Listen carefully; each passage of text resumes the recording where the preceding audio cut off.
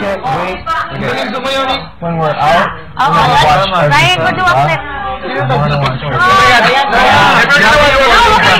you're split, go back. I'm gonna kill him. I can't. Yun yung sinabi ng judges nung jump rope ginawa niya.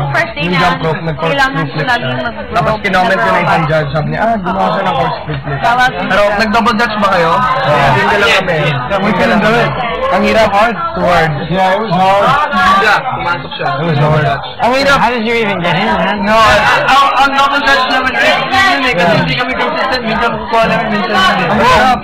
Ang hirap na. Palagi lang yung tinitingnan yung kamay ko. Ganun din. Tinatry talaga namin. You can't go with this. That's when I know to put my feet up, and then vice versa. How do you go in? It was just practice.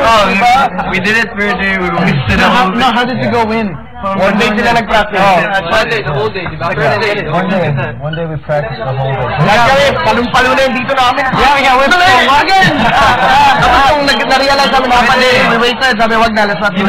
You know what I thought was gonna win us? Napper. He jumped. No! Yeah, that's my jump. Ano, may nagtutubo siya sa amin. He was like this. Napper did like 8 jumps. That's why I thought, like, wow, we have to put him in. Pero, I think ang nagpapanalo rin sa inyo, yung mga nag-double jump kayo. Kasi yun ang inaalabatan nila eh. Yun namin nagawa. Sa buong routine namin, dalawa yun. Tapos, may mga nagkamali din sa amin. Sa amin, Dalawa. Very minor lang. Okay na yan! Ano yun, meron pa kaming, kasi wala na kami magawa, hindi namin magkakam-double dutch. So, wala, isang rope, ikot! Balik! Pero galing eh. Ano yun, parang nagdodoggy pa siya sa loob ng ano eh. Or nag-impress siya na, no? Remember, you jumped rope, di ba? Ang main naman namin sila, pre.